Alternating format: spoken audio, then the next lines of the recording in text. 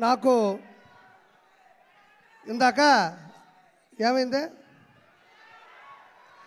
ఇందాక మంచి మాట చెప్తేనా అలా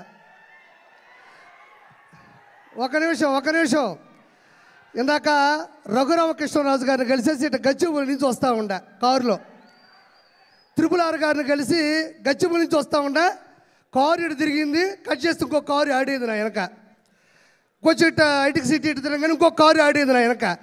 మనం వచ్చింది ఒక కారులో కదా, ఇంకొక కారు ఎక్కడి నుంచి వచ్చిందని చూసా, మళ్ళీ ఇంకొక కారు వచ్చింది. వీళ్ళెవరో మీకు తెలుసు అనుకుంటా, నా డైహార్డ్ ఫ్యాన్స్. మొత్తం అక్కడి నుంచి ఇక్కడ వరకు ఆ కారు ఈ కారు మొత్తం కలిపి నాకు ఫ్యాన్స్ కాదండి, డైహార్డ్ ఫ్యాన్స్ ఉంటారు నాకు. నేను ఎట్ట పోతుంటే అట్ట వస్తుంటారు. సరే ఇదేందబ్బా ఇది ఈ విధంగా తిరుగుతున్నారు నా వెనక. సరే ఇప్పుడు నేను ఎట్ట కాపాడుకోవాలి, నేను ఎట్ట సెక్యూర్ చేసుకొని భయంతో వస్తూ ఉన్నా. కట్ చేస్తే లొకేషన్ చూస్తూ వస్తున్నాను, టక్కన వాళ్ళు అలా వస్తూ ఉన్నారు.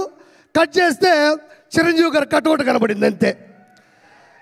నిజంగా నాకు ఎంత ధైర్యం వచ్చిందంటే, వాళ్ళు ఎంతమంది వచ్చినా సరే ఒక్కసారిగా మెగా అభిమానులు తాలూకు ఆ బొమ్మ కనబడిందంటే ఒక్కోడికి దెమ్మ తిరుగుతుంది.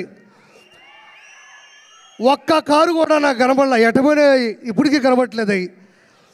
నేను చివరిగా చెప్పేది ఏంటంటే ఒక మాట, చిరంజీవి గారు ఇండస్ట్రీలో ఉన్న ఒక పులస అంటే ఆస్ట్రేలియా, న్యూజిలాండు, టాంజానియా దేశాల నుంచి ఖండాలు దాటి హిందూ మహాసముద్రం నుంచి బంగాళాఖాతంలోకి వచ్చి చివరిగా గోదావరి నీళ్ళకి ఎదురీది, గోదావరి నీళ్ళ యొక్క నదీ ప్రవాహానికి ఎదురీది.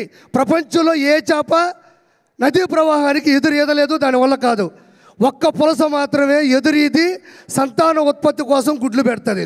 As it is in industry, megastar Chiranjeevi గారు కూడా మొగల్తూరులో పుట్టి నెల్లూరులో పెరిగి యాక్టింగ్ నేర్చుకొని చెన్నైలో అవకాశాల కోసం తిరిగి హైదరాబాద్లో హిస్టరీని సృష్టించి, అంటే నదీ ప్రవాహానికి ఎదురీదే చేప పులస అయితే కష్టాల్ని, నష్టాల్ని, బాధ్యతల్ని, బాధల్ని ఏమాత్రం తల వంచకుండా, తల దించకుండా అదే ప్రవాహ వేగానికి ఎదురీదే ఏకైక జీవి చిరంజీవి.